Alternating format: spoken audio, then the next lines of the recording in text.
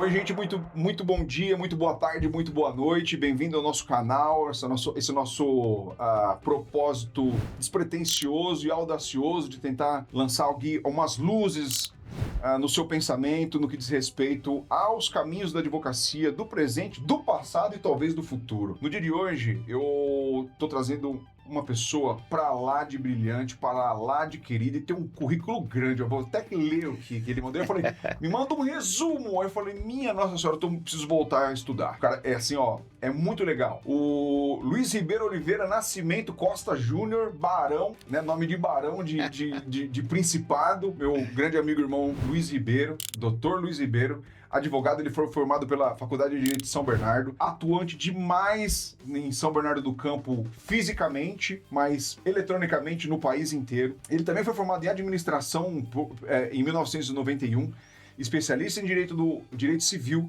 foi presidente da OAB de São Bernardo do Campo de 2019 a 2021 e hoje ele é conselheiro estadual da Ordem dos Advogados do Brasil. Ele é diretor jurídico da Associação de Consultores das Imobiliárias e Administradores de Condomínios do ABC, membro da Associação Brasileira de Advogados do Mercado Imobiliário e membro também do Instituto Brasileiro de Direito Imobiliário e membro da Vice-Presidência de Condomínios, da Secov, especialista em Direito Imobiliário e Condominial e membro do Instituto Brasileiro de Direito de Família. Ele é palestrante, faz sustentação oral, advoga e é um cara muito bacana. Hoje a gente vai ouvir quais são as opiniões dele no que diz respeito a esses temas tão significativos do futuro do direito. Então, espero que isso seja legal para você e te ajude de alguma forma. Então, aí, eu vou te dizer por experiência, 28 anos advogando, e aí eu vou voltar na minha época, né? Quando eu comecei a trabalhar, a gente não tinha tanto recurso como tem hoje. Você não tinha aquela cobrança, essa necessidade, a advocacia foi evoluindo. O jovem hoje, eu sinto isso, a gente conversa bastante, entrega de carteira, conversa com quem é recém-formado. Lá no escritório,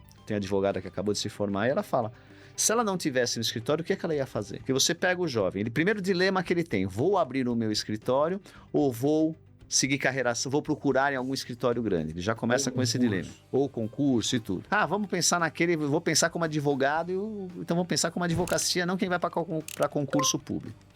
Aí você vai falar, vou abrir meu escritório. O custo hoje de manutenção no escritório não é baixo. Com o processo digital, e aí vamos fazer a diferença, né? Quando eu comecei, eu tinha que ter um escritório porque eu precisava atender o cliente, porque o cliente ia no meu escritório e tudo. Hoje, você fala, ou o cliente quer ser atendido virtualmente, porque ele não tem mais deslocamento, são poucos os clientes que vão, e aí eu estou pensando numa situação, nós vamos dividir, você tem quem faz muito trabalhista, né? A gente estava conversando, batendo papo, o CPF. O CPF ele quer ir lá, quer ver a tua cara, quer conhecer o advogado, quer conversar, você acaba tendo um contato maior. Parecido com o médico, a relação médico-paciente, você vai no médico específico. Exatamente. Aí você pega empresa, a última coisa que ele quer fazer é ir conhecer o teu escritório. A empresa quer que você se desloque, o empresário não quer perder tempo. Ou você faz virtual ou você se desloca. Então você já começa com esse dilema. Que área eu vou atuar? Para ver se eu preciso ter um espaço físico. Aí você pega esse espaço físico, vai lá, aluguel, uma funcionária. Porque se você sai do escritório, você tem que ter alguém para atender um telefone. Condomínio, vamos pensar num prédio como segurança.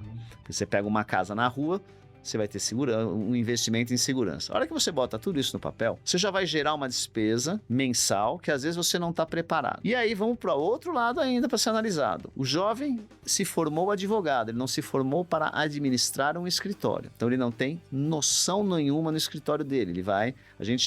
Quando eu estava em campanha para presidente da OAB em 2018, a gente visitou muito escritório. E eu ouvia de muitos colegas, doutor, eu estou pagando almoço, vendendo almoço para pagar janta. Eu falei, eu não consigo manter, tá difícil, tá isso. Então a gente ouviu muita situação de colega, e não é colega novo, não. Tem 10, 15 anos de advocacia. E aí você olhava no escritório, na sala dele, um monte de livro velho, desatualizado. Ele não se preocupava. Hoje o jovem tem uma grande facilidade, né? Que na nossa época, quando nós começamos, hoje ele não se preocupa com isso. Saía uma publicação em São Bernardo, uma publicação em Mauá, uma publicação em Suzano. Era o parto, porque a gente ia ter que ir em cada um desses lugares, pegar o processo, fazer uma carga, trazer para analisar, ou tirar foto. A foto depois, né? Vamos falar do celular. Xerox, né? Ia lá, lembra que tinha a Xerox era a última vez que eu me lembro na memória da Justiça do Trabalho de São Bernardo, quando era na Marechal ainda, a cópia era 25 centavos. Era caro, né? E a gente Não, explica para o cliente esse custo. Minha Nossa Senhora. E então, aí é que entra exatamente a história do escritório. Você não programa alguns custos, que são custos pequenos, indiretos, mas na hora que você bota no volume, isso fica grande. E aí vamos lá. Aí você fazia tudo isso. E vamos voltar um pouco no tempo. Eu não esqueço quando saiu aqueles scanners que você, antes do celular, aqueles scanners que você tinha de uma régua, aí o advogado que estava fazendo isso falava, nossa, esse tá ganhando muito. Aí depois, foto. Agora, processo digital. Então, já acabou o deslocamento. Você fala, pô, para nós é uma maravilha. Vamos voltar um pouco mais antes do CPC de 2015.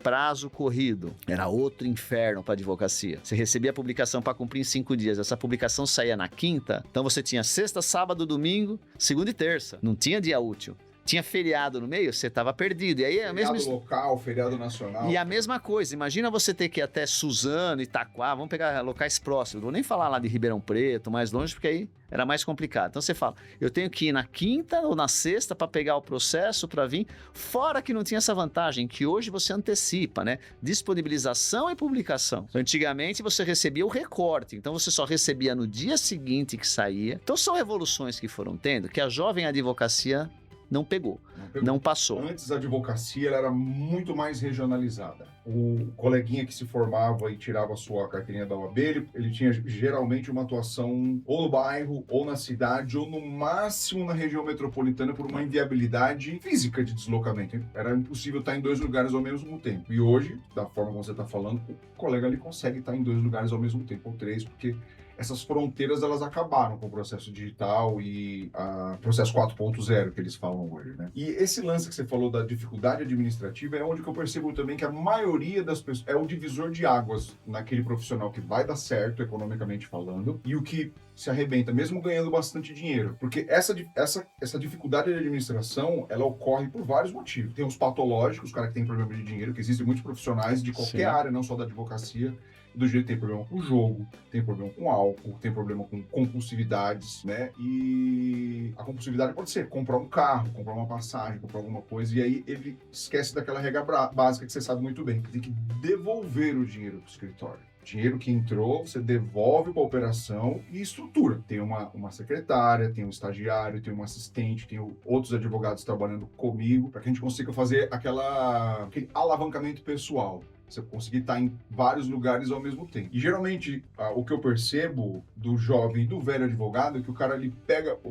peguei o processo da vida. Não existe o processo da vida, né? Aquele cara que sonha, vou pegar o inventário, não vai acontecer. O cara pega uma contraprestação financeira decorrente do trabalho, ele vai lá e compra um carro. Ou ele vai lá e compra uma casa na praia. E ele não percebe que, na maioria dos casos, o profissional liberal ele vai ter muita oscilação de capital. Exato. E aí o cara que tá vendendo almoço para pagar a janta, geralmente é esse profissional que tem essa falta de tato. E a gente não aprende isso na faculdade. Isso e muitas outras coisas, né? Não, pensa o seguinte, é o que você falou. Nós nos formamos em direito, nós não nos formamos em gestão. Eu tenho uma diferença, eu sou formado em administração, então isso me ajuda, a gente consegue ter outra visão. Agora vamos fazer uma conta básica. Você imagina você ter um escritório, que você tem uma despesa mensal de R$3 mil. Escritório, aluguel, tudo que vamos falar tudo baixinho. Você vai ter num ano R$36 mil de gasto, garantido. Aí você pega uma causa boa, você fala, olha, peguei uma causa de R$50 mil que eu vou receber de honorários. Então, ok, você recebe R$50 mil, mas você pode ficar 3, 4, 5, 6 meses sem entrar nada. Você pega os R$50 mil, vai lá e dá entrada num carro. Você não parou para pensar, olha, eu tenho um gasto anual de 36 mil. Desses 50, deixa eu já guardar 36, porque pelo menos eu já garanto o meu escritório por um ano. E os outros 14, ou eu vou usar, ou eu vou vou me capitalizar, enfim. Eu não tenho 50 para trabalhar, porque eu não sei amanhã se eu vou vender. Eu não sei amanhã se eu vou vender serviço, né? Eu não sei amanhã se eu vou ter faturamento, eu não sei amanhã se eu vou ter trabalho, o que é que eu vou ter. E é o que você disse, nós oscilamos, nós não temos salário. Então, num mês entra muito, no outro mês pode entrar pouco ou não entrar nada. Vamos voltar na época da pandemia. Na época da pandemia, quase não saiu alvarás. Um parênteses aqui, ó. Esse coleguinha aqui, ó, amigo, irmão, ele fez um trabalho brilhante na pandemia. Isso é um depoimento meu, tá? Que era uma grande preocupação. Quando tudo fechou, a grande preocupação dos escritórios era como eu farei para pagar minha folha, para recolher o imposto e para eu pagar a comida no prato lá da minha família. E ele fez um trabalho muito importante em todas as varas era o grupo focado em execução. Vamos fazer uma força-tarefa para liberar o alvará, para que as pessoas que estão dependendo dos processos, muito deles de natureza alimentar, comam, e os advogados também tenham que comer. Isso isso é um mérito seu, um trabalho seu, e eu te parabenizo muito por isso. Isso na época da pandemia nós tivemos isso, né? Nós, graças a Deus, nós fomos bem recebidos pelos diretores dos fóruns, e aí nós conversamos, o que eles falaram? Olha, apesar de entender, apesar de tudo, eu cuido da minha vara, vamos dizer, eu não posso interferir em outras varas. Eu falei, ok, então nós queremos só que a ordem vá trabalhar com cada vara. Nós agradecemos o recebimento. Ele falou, na minha vara eu implanto. Falei, se o diretor do fórum implanta, você tem mais argumento para ir conversar com os demais magistrados. E aí foi um trabalho, vara em vara, pedindo para fazer um mutirão, para liberar, para soltar, e graças a Deus deu certo.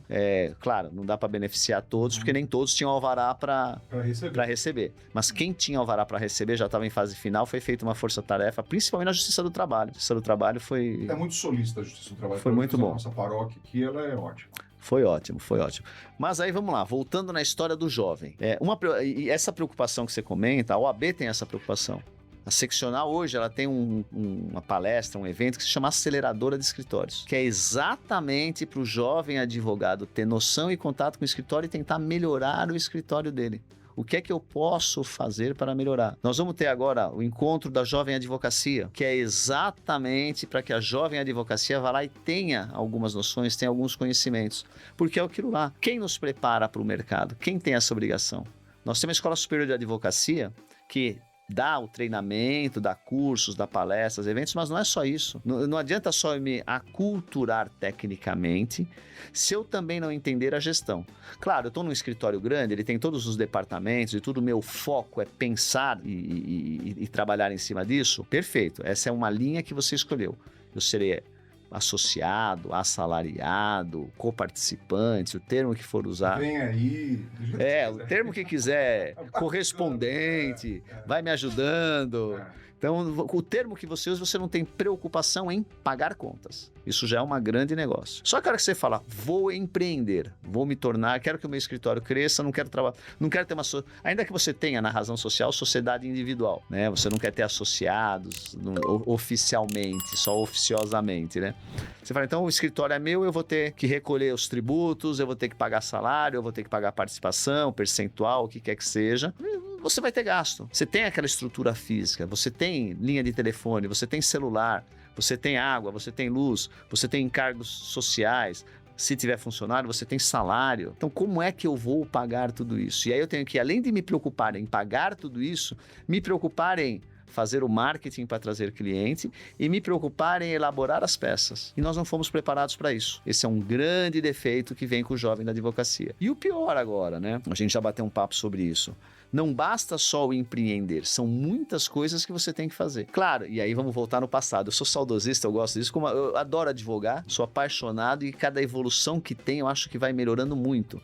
Eu lembro quando a gente tinha que fazer pesquisa de jurisprudência. Você ia na biblioteca, pegava os livros, analisava, tirava cópia, assinatura de um monte de livros, Revista da Revista, repositório oficial de jurisprudência, a gente tinha que... Exatamente, só o oficial, os demais não poderiam, você tinha que ver, era uma maravilha. Hoje, você entra na internet, você entra no site do tribunal, você pesquisa, você tem programas, você tem sistemas, você tem uma metodologia que é maravilhosa. Então isso nos ajudou bastante. E aí vamos lá, custo de assinatura de tudo isso, porque o profissional tem que se atualizar. Você tem que saber atuar, o teu segmento, o que é que você vai fazer. E o jovem advogado, são poucos que começam especificamente. Isso a gente tem percebido. Aquele jovem advogado, ele tende a fazer tudo. Ele quer fazer tudo porque ele precisa de receita. É pouco o jovem que você fala, olha, vou pegar o meu caso. A gente atua bastante no escritório, direito imobiliário, condominial e família. Às vezes vem para nós, eu quero um caso de previdenciário. Olha, eu não atendo, eu passo para outro colega. Vem um caso criminal, eu não atendo, eu passo para outro colega. Vem um caso tributário, eu não atendo, passa para outro colega. Então a gente trabalha com parcerias para não tentar fazer tudo isso com 28 anos de advocacia. E quando eu comecei, eu também comecei assim. Falei, eu não vou dar pitaco em todas as áreas, porque eu não vou ser bom em nada. Aquele que conheço de tudo, você pode conhecer, mas você não é bom em nada. Você tem que ser especialista em alguma coisa, porque o especialista não falta emprego. Eu concordo com você. Quanto maior a velocidade que esse pequeno advogado, o jovem advogado principalmente, ele percebe que a especialização vai fazer diferença na atividade dele, no rendimento dele, que ele consegue dar um trabalho de maior qualidade, com maior técnica, com maior eficiência, com maior rapidez, quanto menor esse tempo que ele percebe que ele tem que deixar de ser um generalista, claro que isso, assim, num ambiente climatizado, igual nós estamos aqui, a realidade, eu sei que ela é bem dura, né? Você não tem muita opção, né? Você tem que pegar o que aparece. Mas quanto mais rápido a pessoa se especializa, maiores são as chances de ele ter uma contraprestação econômica digna, né? Eu não esqueço até hoje um caso que para mim marcou. Dentro do direito do trabalho, você tem lá todas as reclamações em todas as áreas, todos os segmentos, tudo o que foi. Eu não lembro o nome da nossa colega, mas ela foi a primeira advogada a conseguir a rescisão contratual de um jogador de futebol com um determinado time. E ela se especializou nisso. A partir dali criou-se o direito esportivo dentro do direito do trabalho. Porque outros jogadores que queriam quebrar o vínculo com o seu clube viram que ela teve êxito numa ação, ela começou a receber cliente de tudo que é canto. Então ela acertou o nicho. E o que acontece? Se especializou em direito desportivo do trabalho. Aí você pega, colegas, o direito desportivo contratual. Quantos jogadores não fazem contrato? Então é procurar um nicho que você vai demorar, vai ter que abrir portas, talvez. E aí entra o quê? Network. É com network que você vai abrir. Então o jovem advogado é importante cada vez mais estar presente em eventos, estar com contato com profissionais, com diretores, gestores de empresas, quem vai para a área CNPJ, né, quem não vai fazer CPF. Então, é o que você falou, quanto mais você vai se especializando, quanto mais você vai entrando naquele determinado segmento, ou se você achar um nicho, né? Putz, descobri algo fantástico e vou tentar descobrir uma tese brilhante. Isso já é muito em tributário, né? O tributário tem essa. Você faz uma tese de tributário, a partir daquele momento você começa a ser procurado e você tem algo mais fácil vendável. E quando eu falo vendável, não é mercantilização. Sim. Para deixar bem claro, você está incentivando. Não estou incentivando mercantilizar. Só que um colega nosso, me fugiu o nome até, eu não esqueço até hoje. Não, lembrei. Davi Simões, colega nosso de Mogi Mirim, Mogi das Cruzes. Até hoje eu não esqueço. Qual a sua profissão? Sou vendedor. Vendedor? Falou, mas você não é... Aí começou uma coisa, mas aí percebi que era... Você não é advogado? Eu tenho que vender meu peixe. Eu sou vendedor. E você para pensar, você não vende um produto. Você vende o teu conhecimento, a tua capacidade. Você não mercantiliza. Porque quando você fala em mercantilizar, eu penso, né, o meu conceito de mercantilizar, olha, é proibido vender, vamos colocar propaganda, tô aqui, vamos para as redes sociais, que aliás, nossa, essa história de advogado para rede social, fazer musiquinha, fazer dancinha, fazer não sei o quê, eu vou te falar, pode dar like, pode dar engajamento, o que for, mas cliente mesmo que é bom, é um ou outro que vai se submeter a acreditar na confiabilidade de um profissional assim. O que eu percebo nessa questão dos advogados na rede social, que fazem a dancinha, outros usam umas roupas espalhafatosas. Uma vez eu vi uma pessoa, acho que ela é advogada, ela usava um óculos desse tamanho, assim, ó, colorido, e e a impressão que eu tenho é que é a seguinte: o sensacionalismo, eu percebo que eles seguem o catecismo em alguma medida. Alguns deles seguem totalmente, outros em alguma medida. Seguem o catecismo do Provimento 205, mas outros eles fazem de uma forma tão assim, olha, assim, quando eu ouço agora é lei, quando eu vejo num vídeo agora é lei, eu fico muito ressabiado, porque agora é lei. Toda pessoa que tem autismo do grau 1 tem direito ao LOAS do INSS. Claro que não. Claro que não. Então eles colocam o agora é lei e isso gera like, isso gera engajamento, isso gera um monte de coisas. Mas, como você falou, dificilmente a pessoa, ela vai entrar em contato com ela vai tirar uma dúvida e vai encaminhar para você, que é um especialista em LOAS, por exemplo. Olha, eu vi esse vídeo, é verdade? Então, a propaganda feita de forma regular ou irregular por aquele ou por aquele outro, ela pode atrapalhar, mas ela pode beneficiar não só aquele que está fazendo a propaganda, mas também aquele que não faz, que é a pessoa que tem esse network, que se expõe socialmente dentro do seu ambiente aqui. Já tinha parado para pensar nisso? A propaganda que o advogado fez na internet, seja ela lícita ou não, ela tá me ajudando, mesmo eu sem fazer propaganda. Porque o cara, ele ouve uma pessoa que tá fazendo alguma coisa que ele não sabe se aquilo que o advogado tá fazendo é legal ou não, ele vai trazer pra você, ele vai falar assim, eu não vou fechar com aquela pessoa que usa um óculos desse tamanho, porque ela não me parece ser séria. Então, isso aqui é verdade, Luiz? É e não é. E aí você explica, e se você dá uma resposta melhor fundamentada e analisa o caso concreto, você acaba prospectando melhor. Não, e aí vou dentro desse teu exemplo, vou pegar algo recente. Minha maior área de atuação dentro do escritório é condominial. Agora tá essa febre do carro elétrico. Então o que a gente mais vê é notícia, pareceres, entendimentos. E é bem isso que acontece. Me ligam no escritório, doutor, eu vi aqui um post, eu vi não sei o que lá e tal, que agora pode, agora não pode. O que o senhor acha? É isso, não é? Preciso de um parecer. Vamos marcar uma reunião. Então, essa publicidade que estão fazendo, para mim, está sendo benéfica. Sempre é. E você investiu quanto no tráfego pago desse tipo de conteúdo para o seu público específico?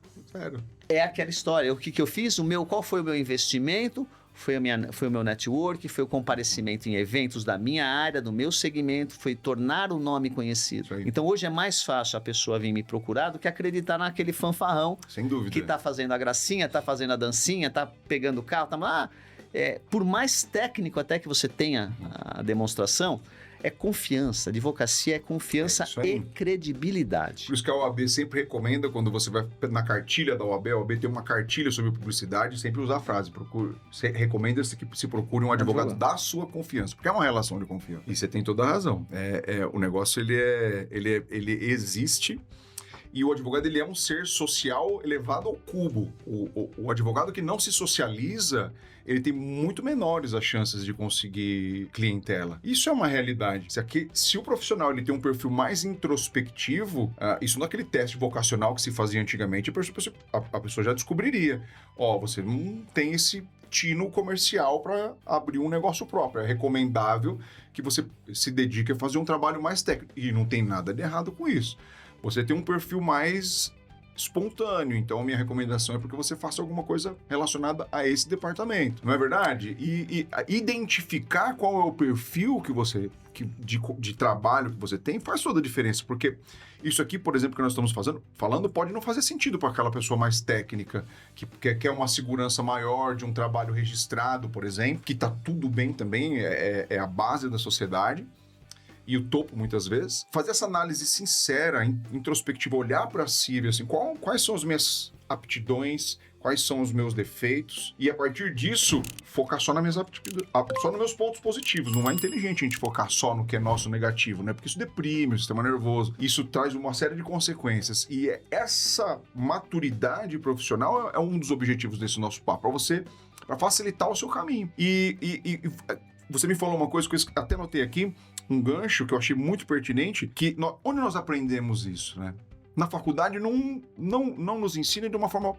Eu até tenho um raciocínio sobre isso. Por que não ensina? Porque não é um requisito de aprovação na OAB. É igual o Enem, por exemplo. Certa vez eu estava falando com um amigo que é diretor de escola, e tem um projeto no Ministério da Educação de matérias eletivas, igual no cenário americano. No americano você escolhe umas matérias que estão na raiz e outras são eletivas, a depender daquela vocação que você tem. E aí eu perguntei para ele, mas por que você não implanta isso já na escola? Por exemplo, uma escola de empreendedores. Mas não era essa expressão que eu usei naquela ocasião. Ele falou, porque a FUVEST, o Enem, o vestibular não me exige isso. Eles continuam me exigindo matemática, geografia, história, português, física, entende? E se eu coloco isso numa grade ou eu tenho o aluno o dia inteiro na escola, ou então eu vou ter notas baixas nos exames de vestibular. E se eu tiver notas baixas nos exames de vestibular, eu não tenho entrada de novos alunos. E se eu não tenho entrada de novos alunos, eu vou estar solucionando um problema por um determinado período de 5 anos, para aquelas pessoas que estão entrando agora na minha escola, mas no futuro médio e longo prazo, a gente não vai ter mais aluno. E como é que eu faço? Aí me trouxe uma baita de uma interrogação na cabeça. E aí eu tava pensando nisso ontem, tá? Algumas coisas se casam, elas são muito loucas na minha cabeça aqui, na minha entidade. Nós somos em 3, eu e eu mesmo. Cada hora um tá com a mão no volante. E aí eu tava pensando ontem assim, qual foi o momento mais marcante para a televisão aberta que ela começou a entrar no declínio, além da internet? Porque a internet e o streaming, ele é notório, né? Ela pulverizou a audiência. Mas Pensa comigo, a televisão aberta, ela começou a morrer, e aí eu vou fazer um link no futuro, depois com a advocacia, não vou deixar essa ponta solta. Ela começou a morrer a partir do momento em que os programas infantis deixaram de ser veiculados. Por quê? Nossa, Luiz, o que isso tem a ver com a advocacia? Acompanhe meu raciocínio. Antigamente, eu estou falando isso de 20 anos no passado, a programação televisiva ela era muito detalhadamente calculada para a família brasileira. Isso no mundo inteiro também. De manhã, só passava a programação infantil. 70% das crianças estudam no período da tarde. Então, a parte da manhã é só para criança. Na hora do almoço, almoçava-se em família, a mãe e as crianças, o pai estava trabalhando. E depois essas crianças iam para a escola. Na parte da tarde, passava um filminho Água com Açúcar. Sessão da tarde, para que a família assistisse com não tão criança assim, na segunda infância. Depois passava uma novela, subia de regra, sem nenhuma discriminação. Para aquela senhora que estava passando a roupa assistir uma novela, reprise. Depois disso, quando vale a pena ver de novo. O jovem chegava em casa, o que estudava à tarde, assistia uma malhação juntos, em família. Depois tinha o jornal local, que todo mundo almoçava, jantava, melhor dizendo, assistindo o jornal local da região dele. À noite, quando o pai chegava, todo mundo assistia o Jornal Nacional juntos. Crianças pra cama, vamos assistir o Supercine e depois vamos dormir. E nesse intervalo, as novelinhas entre uma janta, um horário e tal, as novelas. As novelas, a novela das 9, que era super famosa. Eram super famosas. E o que aconteceu? Por que parou de veicular o desenho animado? Porque proibiu-se a propaganda no intervalo dos desenhos, porque fomentava que os jovens tivessem acesso a muita compra, mercantilização da juventude. E aí, a partir do momento em que não tinha mais a propaganda, passou-se a não ser mais interessante para o canal de televisão ter o programa infantil. Tirou-se o programa infantil, o Jaspion, Jiraiya, Dragon Ball, Naruto, todos esses negócios tiraram da programação, Peppa e tudo mais, e colocou Bom Dia com a Fátima. E legal, manteve-se essa audiência e tudo mais. Mas olha que bacana, 20 anos depois, aquela criança que deixou de assistir televisão, hoje ela não consome mais a Globo, SBT, Record. Porque ela não tem a identidade. Ela não foi catequizada para permanecer na frente da televisão. Agora, acompanha todo esse raciocínio louco da minha cabeça e vamos para a advocacia e por direito de uma forma geral. Enquanto a gente não tiver, muito respeitosamente, a catequização dos estudantes, mostrando para ele todas as nuances da advocacia, todas as oportunidades que a advocacia pode trazer para ele e todas as formas pelas quais ele deve aprender não só as competências do direito, nós continuaremos tendo o mesmo tipo de problema. Então, agora, vamos lá. Como resolver? Aí eu tenho a minha opinião particular que eu vejo que não se resolve da noite pro dia, mas que é um processo evolutivo de solução. A faculdade te vai dar um ensinamento. O foco no jovem ainda é o melhor. Então, mas vamos lá. A quem compete? É isso que é a minha linha de raciocínio. A faculdade te dá básico para ciências jurídicas. Quem, o que, como e por quê? É só. Porque você saiu da faculdade, faculdade não sabe se você vai prestar concurso para delegado, prestar concurso para Ministério Público, para magistratura ou para advocacia. Tanto criticam o exame de ordem. Mas é o mesmo concurso, guardadas as proporções, que a magistratura. Sim, você contra você mesmo. A faculdade, até com essa abertura indiscriminada de cursos de direito, que a gente sabe que tem cada curso de direito, que só falta por correspondência agora, não prepara o aluno adequadamente. Então, você tem as grandes instituições, não são... ela é grande, não é tamanho, ela é grande de tradição. Então, você vai lá, passou no exame de ordem, ok, eu resolvi ser advogado, porque eu me formei em ciências jurídicas. Eu posso decidir o que eu quero fazer ali. Não posso até não fazer nada. Sou bacharel em direito, não quero fazer nada, só queria cursar. Ok, resolvi ser advogado. Prestei o exame de ordem, passei. Compete à ordem me ajudar e me dar auxílio para exercer a advocacia de maneira adequada. Nós pagamos uma anuidade, que não é barata, né? Eu tenho retorno com isso? E aí eu vejo essas duas últimas gestões da Patrícia e do Sica, brilhantemente trabalhando para a jovem advocacia. Não só pela jovem, mas pela advocacia como um todo. Você vê, voltando à nossa anuidade que não é barata. Você paga, mas você consegue reverter toda essa anuidade em cursos da ESA. E aí, a maioria dos cursos, principalmente os presenciais. Por quê? Descobriu-se que no virtual, o profissional acabava não aparecendo. E você perde o quê? O network com colegas. Então você vai lá. Primeiro passo, curso para a parte de escritório. Hoje a OAB tem a aceleradora de escritórios. Network, conhecimento e debates para o jovem. Além dos cursos, encontro da jovem advocacia. Encontro regional da advocacia, que inclusive nós vamos ter em São Bernardo do Campo agora, dia 29 de maio, no Senforp. Então, ou seja, a OAB você vê ela fomentar, ela de alguma maneira preocupada não só com o jovem, porque você pega o advogado mais sênior... Hoje ele sofre mais do que o mais jovem. Ele sofre igual ou mais. Ele não sabe mexer com sistemas, ele tem dificuldade. Quando começou a informatizar, eu não esqueço, a primeira preocupação, os estagiários vão perder o emprego. Foi uma celeuma isso. Descobriu-se que eles não perderam, que eles se modernizaram, porque o estagiário não tinha mais que ir lá para Suzano, para Itaquá pegar processo. Mas o advogado que não sabe, não tem a cultura digital, o estagiário que já vinha com essa cultura digital, é ele que ajudava com o token, com transmissão de arquivo, com peticionamento, porque o advogado faz o quê?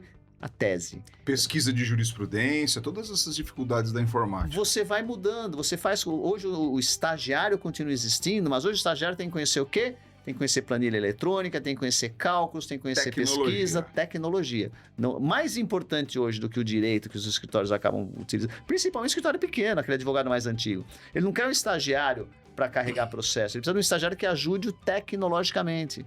A gente vê muito advogado antigo, com mais tempo, que acaba tendo essa dificuldade. Então você vai readequando, readaptando. Olha que legal, eu nunca tinha pensado nisso. É algo que você vai vendo, e você sente quando você está na ordem. A gente acaba não vendo. Esses 3 anos de gestão, de 19 a 21, me deu muita bagagem para conhecer a ordem. Porque você visita o escritório, você vai conhecendo a dificuldade do colega. Porque você tem a tua dificuldade e você não para analisar as dificuldades até de escritórios grandes. Escritórios grandes têm problemas de gestão. Ele tem aquela estrutura, não é só isso. Você tem uma série de dificuldades e a ordem tem essa preocupação. A Patrícia e o Sica, nesses 6, o Sica nós estamos aí segundo ano, 25, 26, então nós estamos aí com 5 anos basicamente de uma gestão que está revolucionando a ordem tecnologicamente,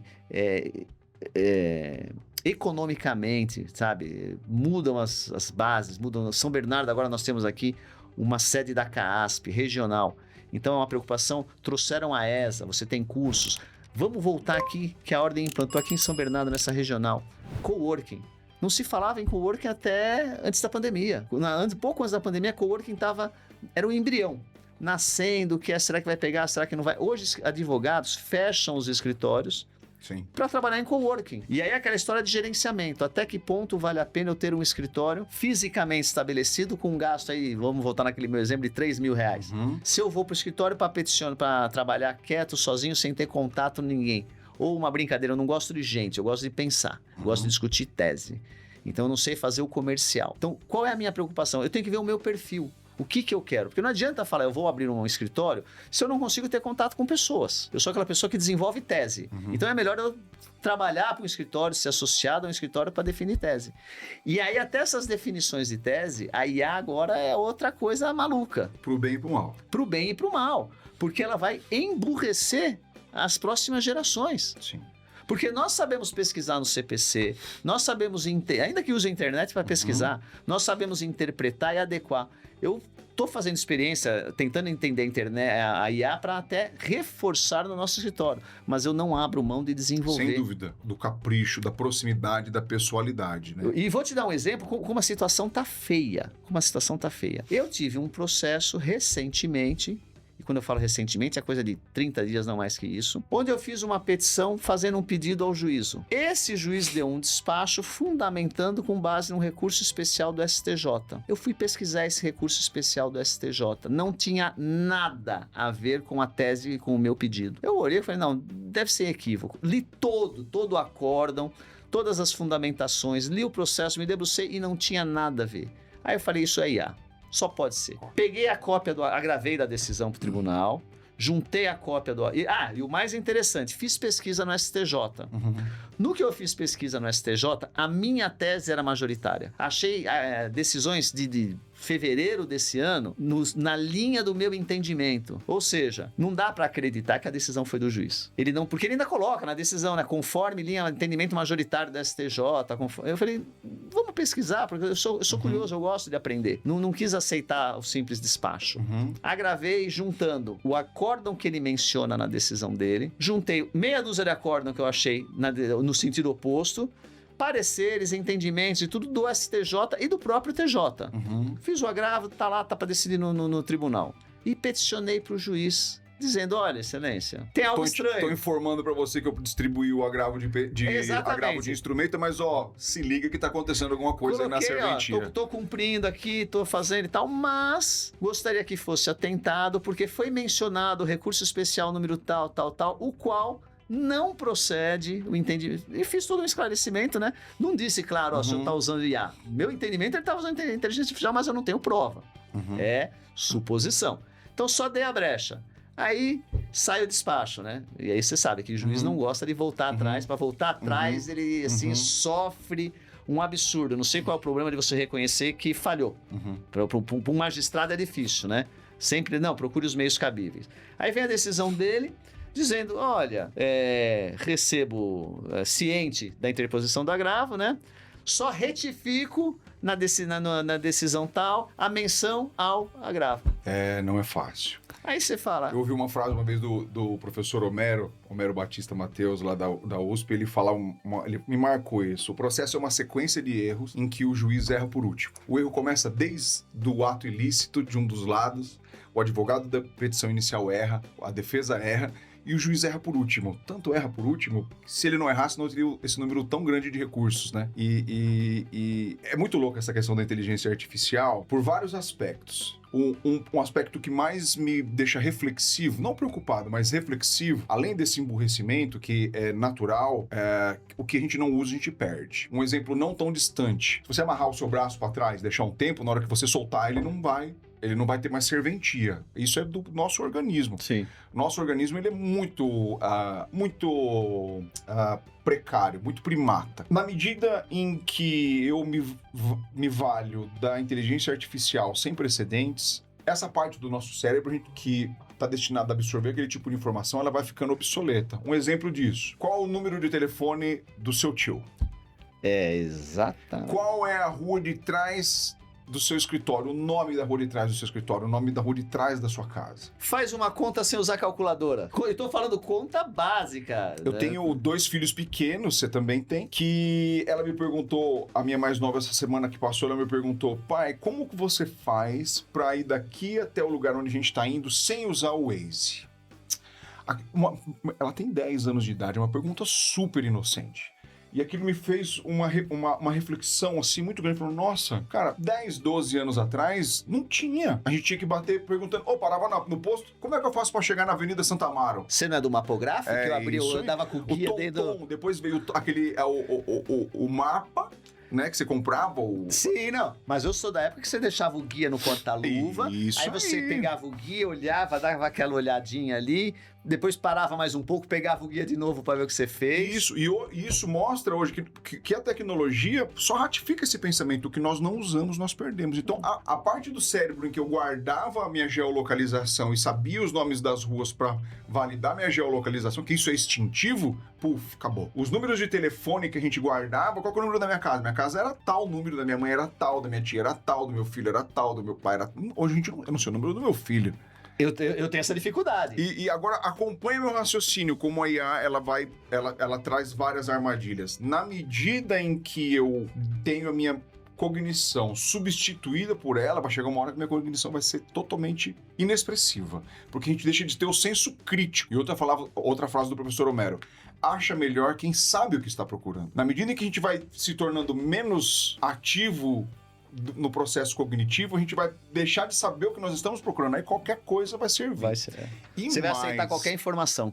Isso aí. E esse é um grande problema da IA hoje, porque muitas vezes, até que aparecem vários cortes pra gente na internet de advogado tomando condenação por citação de jurisprudência errada. E o outro ponto que me deixa mais reflexivo não é nem só esse da obsolescência cognitiva, mas também 2 perguntas chaves que eu vi num vídeo de uma pessoa que é desenvolvedora de sistemas e não é nada relacionado ao mundo jurídico. Pergunta onde roda e como roda. Parece loucura?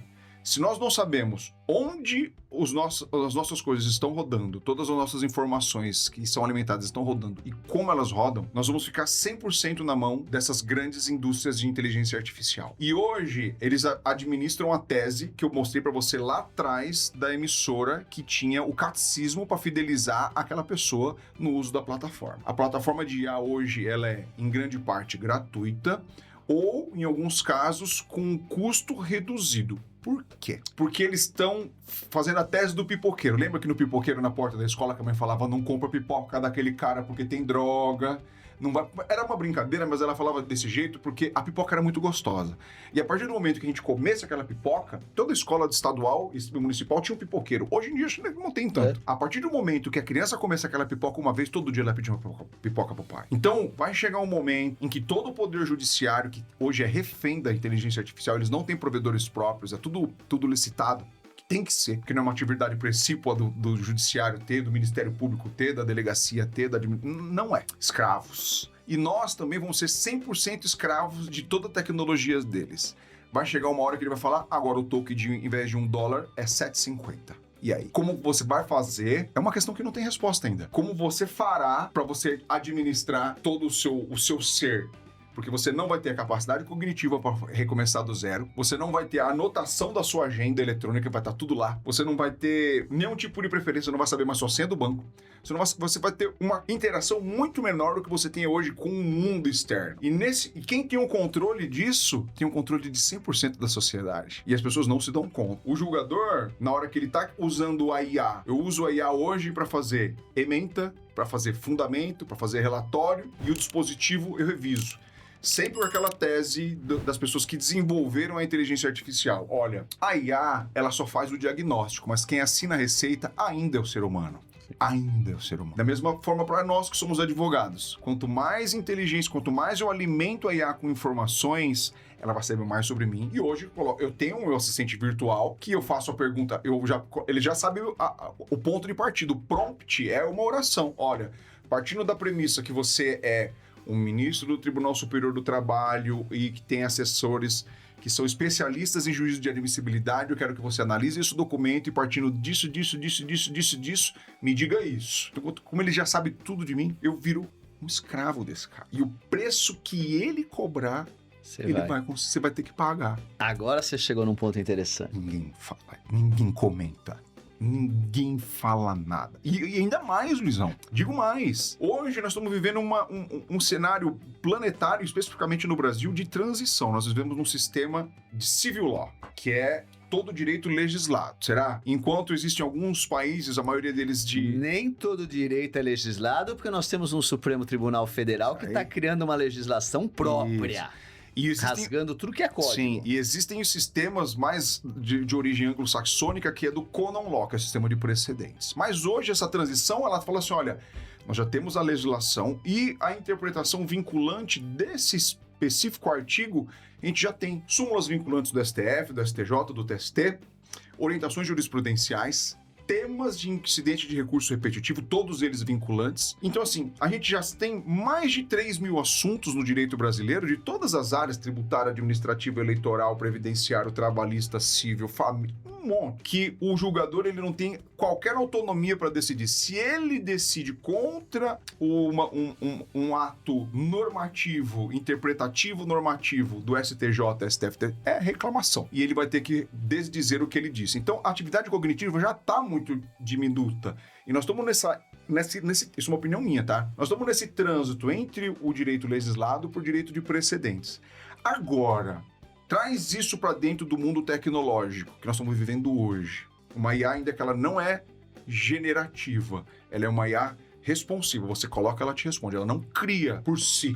Ela não tem a consciência, porque a consciência é uma condição inata do ser humano. Mas à medida em que eu já tenho fato, valor e norma, como a gente aprendeu no catecismo, eu já sei como essa norma ela é interpretada e eu já sei o posicionamento de todo mundo sobre o assunto, Um parlamentar muito louco, ele fala, vamos extinguir o juiz de primeira e segunda instância.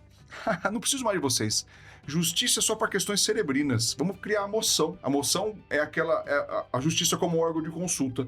Luiz, isso aqui pode virar um processo igual você viu no filme americano. Aí sentam os advogados, olha, tá de acordo com o precedente dos casos tal. Não, agora o senhor tem um processo, então vamos encerrar. E não cabe mais recurso. E o advogado, como ele fica nesse cenário? E eu ouço pouquíssimas pessoas discutindo sobre isso. Não se ventila muito esse cenário do grau de dependência. A gente encara a tecnologia, e tem que ser, tá?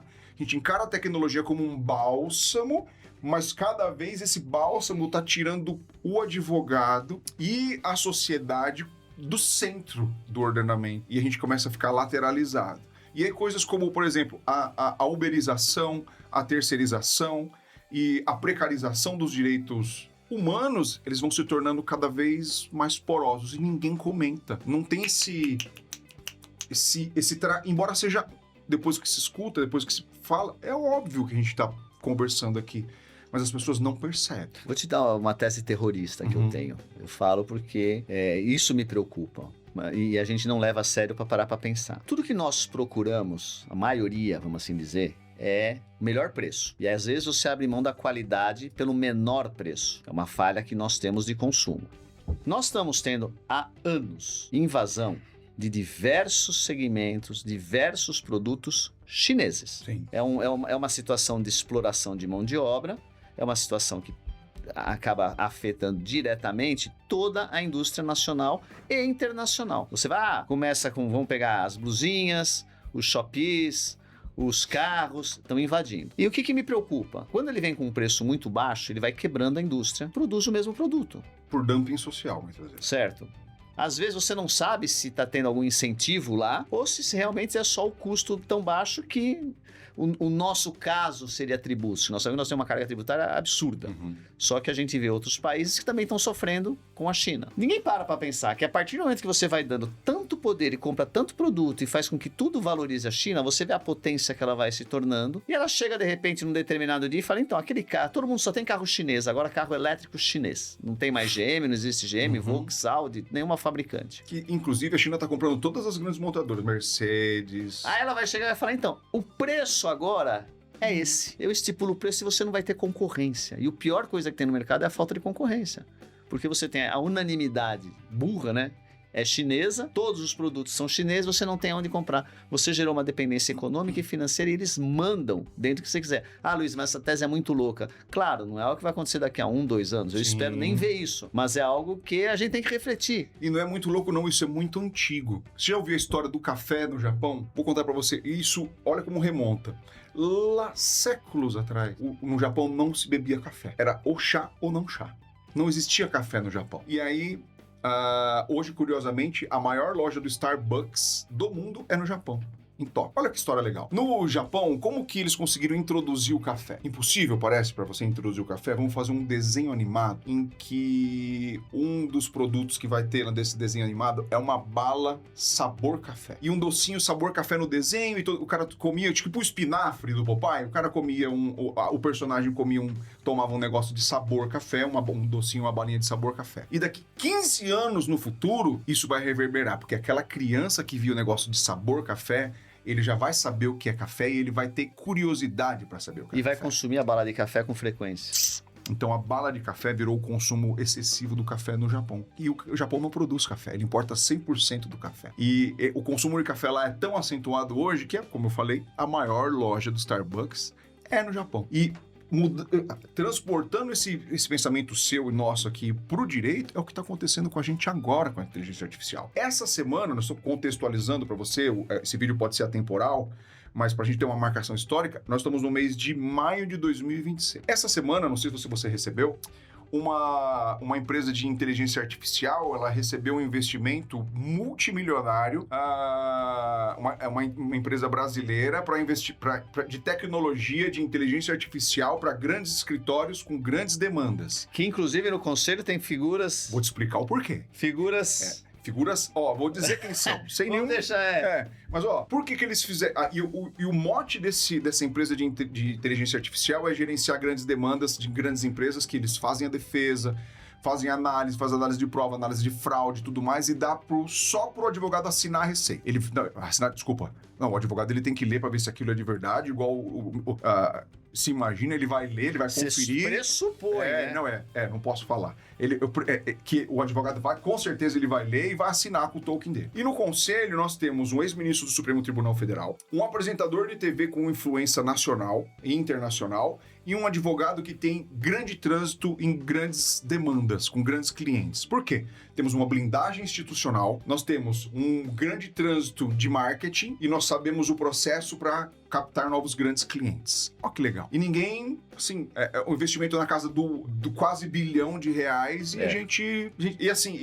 e isso traz outra questão à tona. E a plataformização do exercício da advocacia? Porque o nosso trabalho hoje é plataformizado. Você começou falando que hoje o cara, ele te manda uma mensagem, viu um vídeo na internet sobre um determinado assunto e eu quero saber se é verdade. E olha que reflexão. Lembra que antigamente nós tínhamos lá aqui na Avenida do Centro, era uma igreja, um bar, um dentista, muito respeitosamente a todas essas pessoas, e um advogado. Cara, o cliente, ele tava andando na Marechal lá, ou lá no centro de Santo André, ele subia, ele via a plaquinha, subia, batia, oi doutor, tudo bem? Queria fazer uma consulta e tal, e às vezes aquilo virava uma demanda ou não. Hoje não, 100% ou 98% do consumo da advocacia é feito de forma plataformizada. A gente entra numa plataforma de internet e consuma o vídeo, entro e faço uma pergunta no Google, e aquele Google me direciona para uma banca de advocacia, sem analisar se isso é legal, se é ilegal, se é uma constatação. É um movimento social que não regredirá num futuro próximo. E como isso pode ser utilizado a favor do advogado? Você tem já pensou nisso de alguma forma? Porque é muito louco. O cara não chega hoje pra mim e fala assim, vou lá no centro, vou lá na cidade que eu tenho que procurar um advogado. Não existe. Tanto assim que não existem mais placas na rua. Já percebeu isso? Já tinha se dado conta disso? Existem municípios que até proíbem a placa, porque é poluição visual. São Paulo, por exemplo, não pode ter placa na rua, não pode ter nada. E é uma fase de transição muito importante que nós estamos vivendo hoje. Então, mas aí eu volto naquela conversa que nós tivemos também sobre a confiança. Hoje, o bom profissional, ele tá com o nome em visibilidade, não em rede social de dancinha, às vezes ele nem faz propaganda. Ontem, dá um exemplo, ontem um cliente me ligou dos Estados Unidos, ele mora nos Estados Unidos. Olha, eu tô com uma demanda assim, minha prima te indicou. Vamos analisar, vamos ver e tal. Então, é muito disso. Olha, quem que eu indico? É aquela brincadeira, né? Você encontra um amigo, você precisa de um médico. Você conhece, vamos voltar que nós conversamos sobre isso. Falei, Luiz, eu tô com um problema aqui e tal, pedi para um amigo nosso, ele me indicou. Porque eu prefiro pedir para um conhecido do que abrir uma internet, pesquisar, vamos brincar na época, né? Abrir as páginas amarelas para ver quem que eu vou pesquisar. É um desconhecido, pode ser excelente, pode ser, não vou tirar o mérito desse profissional que seja excelente, mas eu prefiro ter alguém da minha confiança, alguém que me indique. E aí nós voltamos na história do networking, aí nós voltamos na história da especialização. Se você se especializa, você está num segmento diferenciado. Se você é um generalista, você está concorrendo com todo mundo. A partir do momento que você se especializa, por exemplo, e vou voltar dentro de novo da minha área, da área de condomínio. Além de eu participar de eventos condominiais, eu tenho colegas que me ligam, Luiz, eu tô com um problema no meu condomínio, o que você acha? É assim, assado. E aí a gente vai, eu converso, troco ideia com o colega. Se eu precisar ajuizar, se eu precisar de uma demanda, se eu precisar defender, posso contar contigo? Claro. Então você vai construindo um nome. A advocacia, eu sempre tive isso em meta. É um projeto de 10 anos. Tirando-se nesse período você achar a galinha dos ovos de ouro. Você pode achar uma tese, algo assim e tá, ok. Mas 10 anos é o tempo que você matura, é o tempo que você começa a desenvolver, é o tempo que você começa a se tornar conhecido, é o tempo que você vai começando o seu networking, e aí você tem tudo para se tornar um profissional de sucesso. 10 anos para você aprender, porque eu passo na OAB para começar a aprender a ser advogada. Vamos longe? Eu passo no concurso da magistratura para eu começar a aprender como eu vou ser um bom juiz. Como eu vou ser um juiz. Você chega lá, nossa senhora, não sei, cai um pensante. O servidor manda para você um processo, tá lá na gaveta, preparadinho, um pensante para você resolver. O juiz ele chega e fala, não sei resolver isso aqui. E mesma coisa pra gente, quando a gente, no começo da carreira, Eu lembro até hoje, entrou o primeiro cliente pra mim e falou assim, aí que eu me dei conta, cara, eu não sei fazer a petição inicial do cara. E agora? E ter essa humildade faz toda a diferença. Assim, eu não sei, preciso de ajuda, o que eu vou fazer? E é um trabalho que leva 10 anos, pelo menos, né? Pra aquele que acha. Não, e é aquele que se especializa, aquele que estuda, aquele que acompanha. Vamos longe, facinho, uma situação corriqueira para nós que já estamos um bom tempo na estrada. Você acabou de se formar, o cliente chega e fala, doutor, eu tenho um processo no tribunal que tem que fazer sustentação oral. Você é recém-formado, como é que é fazer sustentação oral no tribunal? A gente teve uma discussão no conselho há pouco tempo atrás. Nós tivemos um ministro do STJ questionando e repreendendo um advogado sobre a sustentação oral dele porque ele estava lendo o voto. Lendo o voto não, lendo os argumentos. Eu vi. Uma ministra do STJ interveio e falou, excelência, ele tem o direito de ler. Nos 15 minutos regulamentares dele, ele só não pode dançar e tripudiar. Mas se ele vai ler ou se ele vai arguir pensando, se ele vai mudar a tese, o que ele vai fazer é um direito da advocacia previsto em lei. E o ministro se sentiu ofendido porque ele estava lendo. Aí eu pergunto, ministro, o voto dele, ele não lê? Na maioria das vezes é lido. Ele não pensa nada ali. Ele não vai chegar... São poucos que falam, olha, o meu voto, e ele faz um resumo do voto.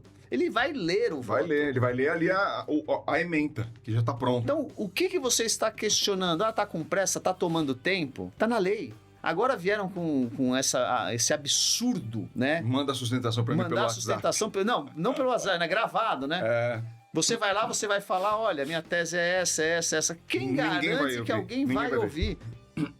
E outra... Falta empatia, falta o sentimento. Na hora que você está fazendo a sustentação oral, você está vendo a cara de cada julgador. Você sabe se você está convencendo ou não, porque o que nós estamos olhando é o poder de convencimento. Sim. É mostrar que a nossa tese tem sustentação, é mostrar que nós temos razão. A etimologia da palavra sentença vem de sentir. Se você não mostra o sentimento, como é que ele vai sentir? Então, como é que você vai pegar o desembargador, vai lá e fala, bom, agora deixa eu ver esse caso aqui, deixa eu ver a gravação, o advogado vai... Esquece. Não dá, é um absurdo. E pra gente chegando já no momento final, qual seria um recado, olhando pra sua câmera aqui, o que você passaria pra jovem e pra velha advocacia da sua percepção de presente e de futuro? Assim, se a vida do advogado dependesse desse recado que você fosse dar. Eu diria o seguinte, pode até parecer hipócrita ou estamos fazendo propaganda poética, interprete como quiser, mas eu vou dizer por experiência de vida, eu aprendi muito na ordem. Eu acho que é primordial. Você se formou, não acabou o estudo. Ah, agora eu vou estudar mesmo? Não, agora você vai estudar mais. Agora o trabalho é maior. Se especializar, estudar, estar perto da ordem, porque a ordem ela é dos advogados, ela é da advocacia. Então é importante participar dos eventos, participar de curso, ter essa especialização, essa profissionalização, esse conhecimento, é estar acompanhando. Ah, mas eu não tenho tempo. Arruma 5, 10 minutos, faz uma pesquisa, conheça a Escola Superior da Advocacia, ela tem cursos pós-graduação. Então você tem, e às vezes gratuitamente, você usa a tua anuidade para isso. Então se especialize. A Ordem dos Advogados está aí para auxiliar a advocacia. Ao jovem, ao mais experiente, ao mais antigo, a qualquer um. É importante ter essa proximidade, é importante não parar de estudar, se especializar e mais importante, vamos falar agora da turma da IA, né? Verificar a fonte. Não acredite piamente na IA. Vamos, a IA ela tem que servir para nós como um apoio, ela não pode ser a solução final. Eu sou totalmente adepto de tecnologia, totalmente adepto de novidades, mas nós temos que saber mensurar e até onde ir para não perdermos o senso e a criatividade. O advogado, acima de tudo, é criatividade. A IA, ela vai pensar, ela vai analisar, é muito prático. Mas nós é que estamos vivenciando e temos contato com o cliente. Então, acho que o jovem advogado, se escolheu essa profissão maravilhosa que é a advocacia, não desista, não desanime e procure os colegas mais experientes, vamos conversar, trocar ideia. Advocacia é isso, é conhecimento, é cumplicidade no bom sentido, é saber estar preparado para os desafios, para as novidades e principalmente lembrar que nós somos os responsáveis por buscar como é que eu vou... O equilíbrio. Não vou dizer nem o equilíbrio, brother. Eu vou dizer que nós temos que lembrar a nossa função social. Nós estamos aqui como representantes. Às vezes muito magistrado, muito delegado. Esquece que nós estamos brigando não é por nós. Nós não estamos enfrentando uma autoridade. Nós estamos brigando por um direito. Ou um pseudo-direito. Porque às vezes o nosso cliente não tem um direito, mas ele precisa ouvir isso de um poder judicante. Ele precisa ter um terceiro dando essa decisão. Então nós não devemos esmorecer nunca. Eu acho que O importante é isso. Vamos sempre em frente, vamos continuar estudando, aprendendo, dialogando e brigando pelo direito de quem merece. Muito bom. Luiz, eu te agradeço muito por ter comparecido. Sei que sua agenda é super corrida. E nada, para você ela está sempre aberta. E eu te agradeço demais. Eu tenho certeza que isso que você fez aqui vai ajudar muita gente e esse é o nosso compromisso. Mostrar que a expressão é proibido vender, ela não é tão ela é proposital para forçar você a pensar com a sua própria cabeça. E eu agradeço você demais por isso. Obrigado, viu, Luizão? Imagina. Gente, nós ficamos por aqui e até a próxima.